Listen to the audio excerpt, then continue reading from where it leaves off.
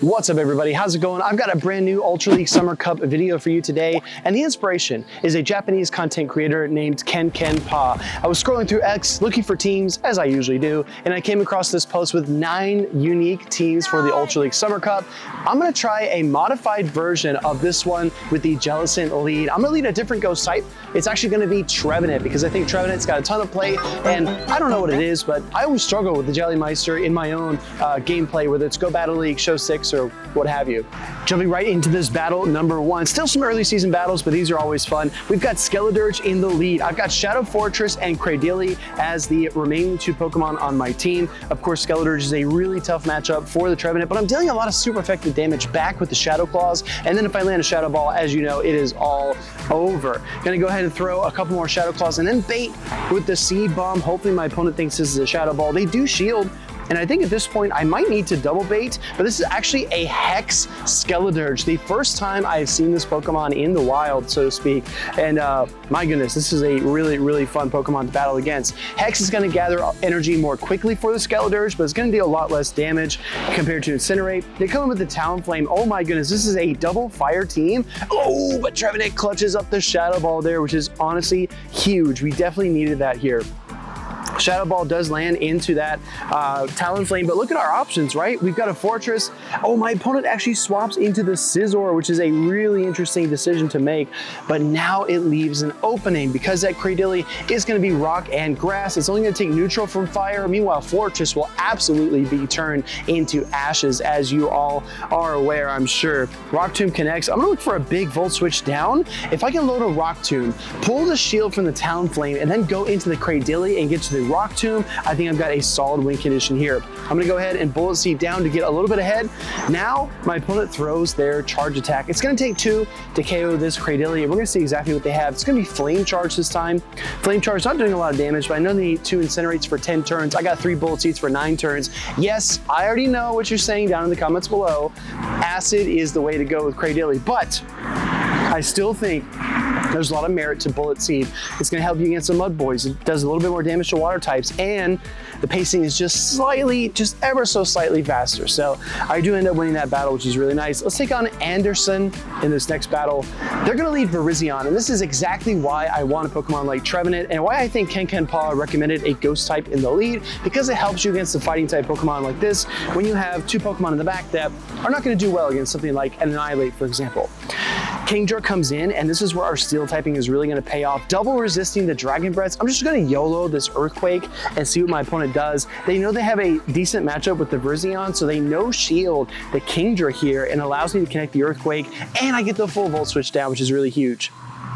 Timing with this Pokemon is always going to be a little bit weird. I want to throw 2 Volt Switches, and I am able to do that. That's 8 turns compared to the 3 double kicks for 9 turns. Going to throw the Rock Tomb here. Just trying to slow down this Pokemon. And yes, I give away 2 free turns of energy there, but I assume my opponent is going to throw it pretty soon. So I just wanted to get off this debuffing attack.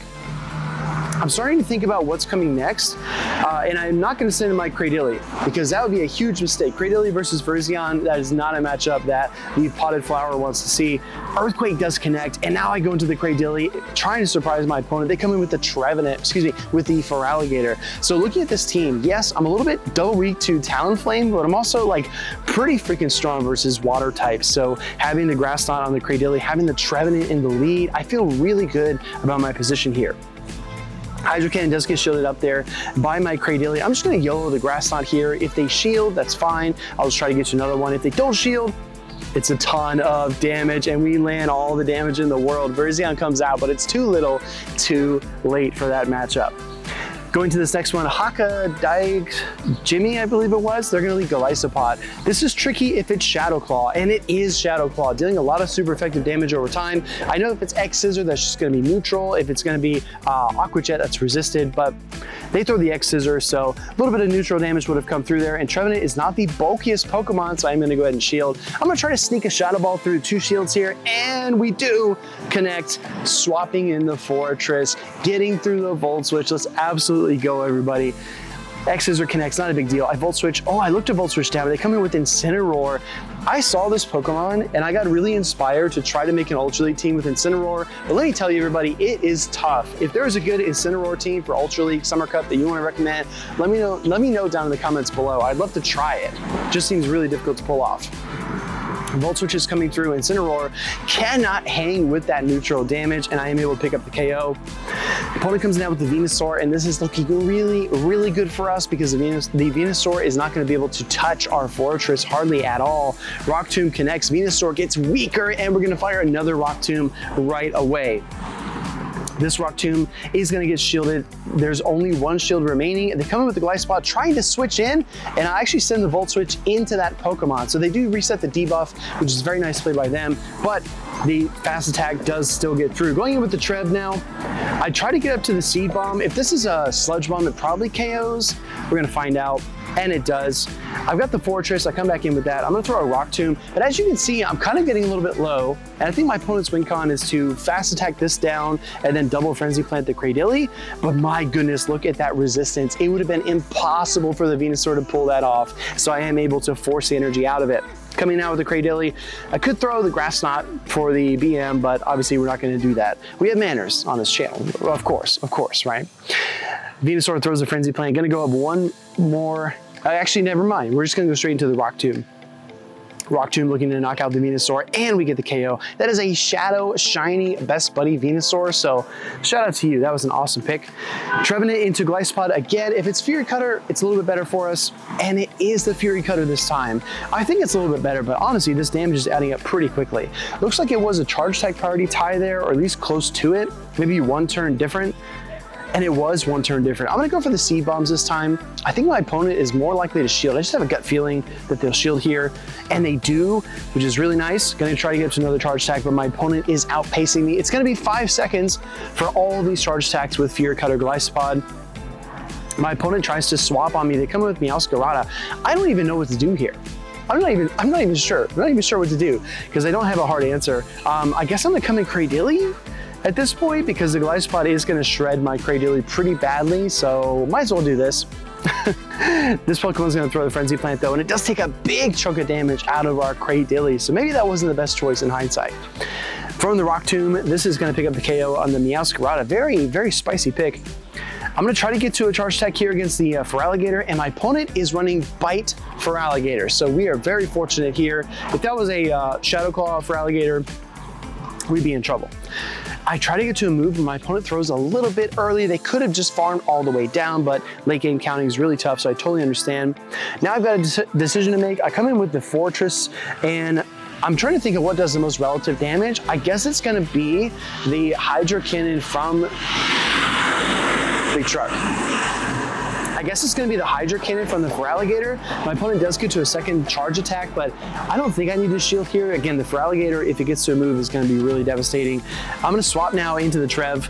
My opponent actually throws into the Trevenant. It's a little bit of a wonky end game here, and shout out to my opponent again for having a fun, spicy moveset on Feraligatr. It made it a lot easier for us, right? Because I'm able to outpace in just about every single regard.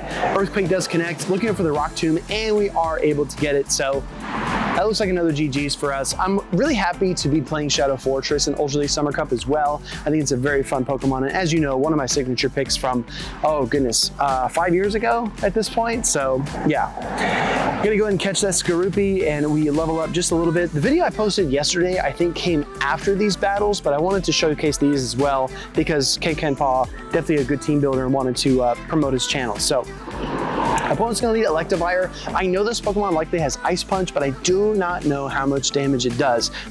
Let's find out for science.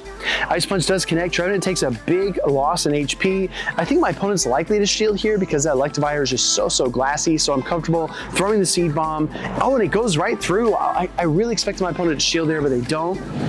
I'm gonna go ahead and shield and try to Shadow Claw all the way through. Ice Punch does get shielded up as expected. Opponent comes in out with the Charizard. This is a Wing Attack Charizard, and this is gonna get sticky because I already gave up a shield, and a Fire-type Pokemon is gonna be really tough for us. I'm just gonna force swap into Cradily because I don't want to stay in too long and give them too much energy.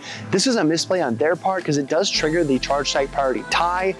which is gonna allow me to get to my Rock Tomb, and they are trapped, cannot get away from this charge attack. This charge attack is going to be fired off. The shield comes up, and now they swap into Obstagoon. This is going to get really tricky towards the end. I don't want to throw the Rock Tomb early, and the reason is if I debuff that Obstagoon, it gets even more counter damage onto my Cradily, and then it can load up even more energy for charge attacks. So I thought, you know, maybe wisely in the moment to not throw that Rock Tomb. I try to wait out the timer, excuse me, not the timer, I try to wait out the fast attacks for the catch, and we are able to get it. Opponent throws a cross chop into the Trevenant, but it backfires, and I get absolutely countered down. I get the Volt Switch through, which is nice. Opponent could have thrown one counter there to get a little bit more energy. Cross chop does tickle a little bit, but I need energy for that Charizard in the back. Cannot forget about that. Keep your eye on the ball, of course, right? Cross chop does connect. I'm gonna have to manage this energy and kind of go halfway in this matchup. Halfway up to the next Rock Tomb. I cannot afford to stay in and bank a second one because I will get hit with another charge attack, but this enables me to land the Volt Switch and then the Rock Tomb. Double super effective, but non-stab. Let's see if it's enough. Forretress, boom, picking up the KO against that Charizard. Let's go, everybody, let's go. Next battle, let's see what we've got. It's gonna be Trevenant versus Poliwrath, a solid lead for Trevenant because we're double resisting all the fighting type damage. So you swap into Breloom, and honestly, what do I do? What do I do here? I mean, I don't go Cradily because I'm gonna get Dynamic Punched or Grass Knotted or Seed Bombed or whatever, and I don't go Forretress for the exact same reason. So I guess I have to stay with the Trevenant. So this is a really curious team comp, but luckily we're able to land that Shadow Ball and pick up the KO immediately onto the Breloom before it can cause any more damage. Opponent comes in with the Talonflame. I'm gonna hard pivot into my Cradily. This might not be the best choice, but I do get the free Bullet Seed through there. And I'm trying to think of what does the most relative damage. And I think that Flame Charge being neutral is not that big of a deal, but I'm gonna try to catch my opponent off guard. They swap pretty quickly, so they might think that I'm still in Rock Tomb mode, and they call it, which is a huge call by them. I'm gonna go on good timing there, try to get to the Grass Knot and deal some damage, but this is kind of speaking to what happened in the last game where I debuffed my opponent, and now they're gonna get extra counter damage, and I failed to get that final Grass Knot, which really stinks. Gonna come with the Forretress, and I'm trying to think of win conditions here. I guess I have to build the double Rock Tomb somehow and avoid getting absolutely cooked by that Talonflame, but it's gonna be tough. I'm gonna try to build a charge attack here on the Forretress, maybe a little bit more energy than that. Icy Wind connects for the second time. Forretress is getting slower and slower, trying to build up. Oh, I got the double, and I cannot quite get out. I need HP though. I need HP, because if I do take an Incinerate, it's gonna hurt a lot. Oh, my opponent actually instantly swaps into Talonflame, and I do get the Shadow Ball here. I need the shield really bad. Let's see if my opponent gives it to me. Shadow Ball coming through. Talonflame, no shields, what a call by them. I'm able to get 2 more Shadow Claws through.